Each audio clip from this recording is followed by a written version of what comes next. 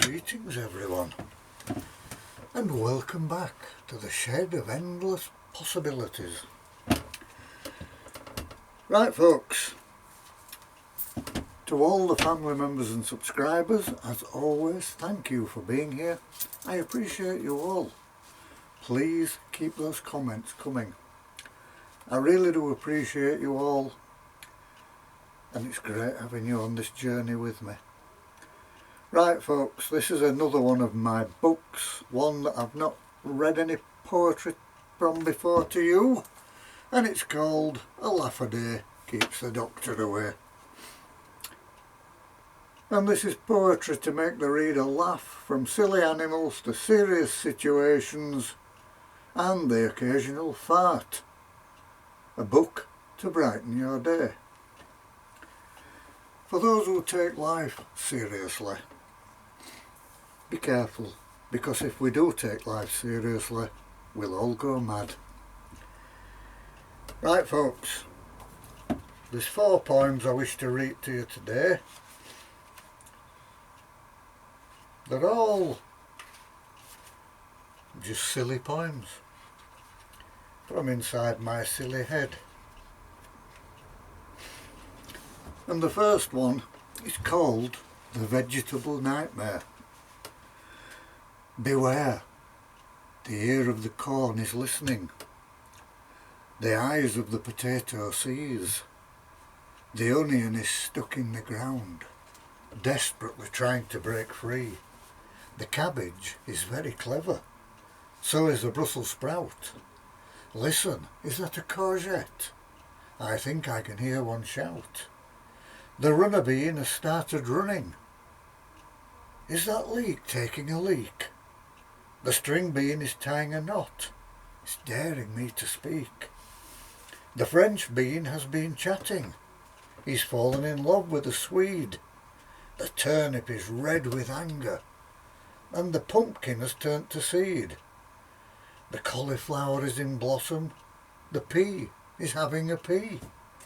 The broad bean is still struggling, trying to get itself free. The marrow, it just lays there. It is big and fat and round. I'm so glad that it is rooted so deeply in the ground. The parsnip has some scissors. The peppers make me sneeze. The chilli lies as it's very hot. The squash wants to give me a squeeze. I hope I awake from this nightmare. There are vegetables everywhere. Come on eyes, please wake up and take a look if you dare. They always tell me vegetables are good for you, and I'm sure that must be true. So remember to eat all your vegetables before they come to eat you. That's just another one from inside my mind, folks. And here is another, if I can find it. And this is called A Trip to the Zoo. And this is quite a short one. I used to have an aunt whose name was Jean. I had an aunt called Zena too. One day they decided to surprise me. They took me on a trip to the zoo. I really wanted to see the anteater, because it came from lands afar. My aunt took me to its cage, and they were pressed against the bar. On the cage it said the anteater's name was Peter. I looked around and my ants were gone, because Peter really was an anteater. Oops, I must have read that sign wrong. Simple, but effective. Right folks, the next one. This is actually about a lady that I used to work with, whose flatulence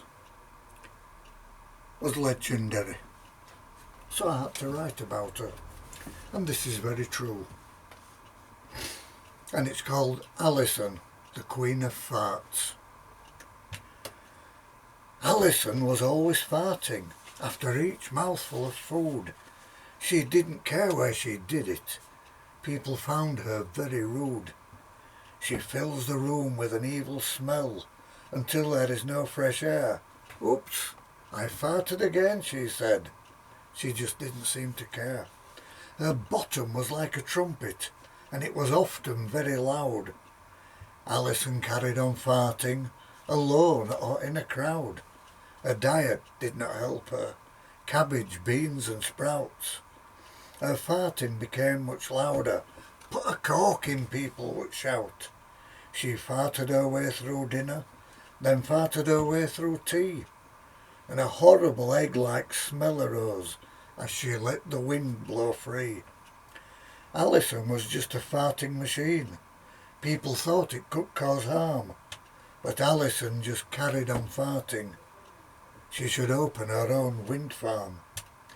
Alison liked to let them rip, very loud and very long, and the evil stench that filled the air was so very, very strong. She blew a hole in her trousers, and another hole through the seat. She was indeed a champion farter that nobody else could beat. Then one day, in great triumph, with joy she began to sing, when the Guinness Book of Records recorded her farting, God Save the King. There you are, folks.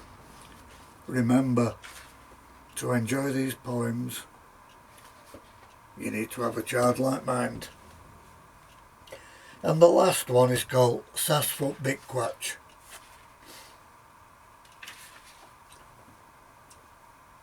The Sasfoot Bigquatch is a peculiar beast. Its feet smell just like brewer's yeast. The rest of it smells like chips and old beer. You will surely smell it when it is near. They live in the wooded areas just outside the towns. They go through dustbins late at night when all the shops are shut down. Their hair is coarse and matted. They are known for having big feet. Humans are really scared of them, but really they are quite sweet. They live on wild garlic and nettles. They drink from a dirty old stream.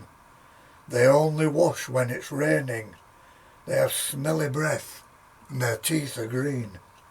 Their fingernails are long and curved. Underneath them grow fungus and dirt. They really love to eat frog spawn.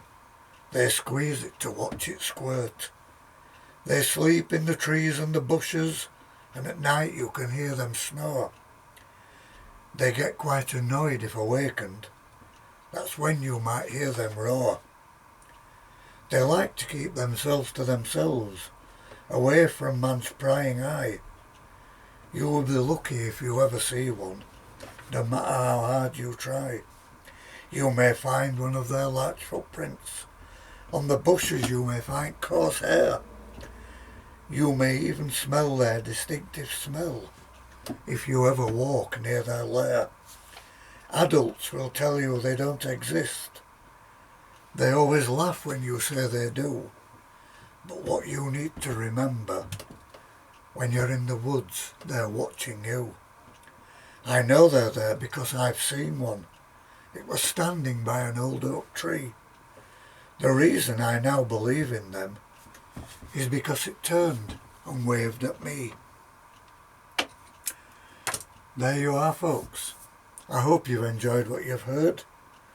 I hope nobody's been offended by the farting, etc. It's all for fun. If you have enjoyed what you've heard, hit the like button, leave a comment in the box below, hit the bell icon for any future uploads. And if you're not yet subscribed, just come and join us. Won't cost you a penny, helps the channel grow, and we become part of that bigger community. As always, I will say to each and every one of you, Namaste. Enjoy the rest of Monday, everyone. And remember, never ever lose the inner child. Bye for now.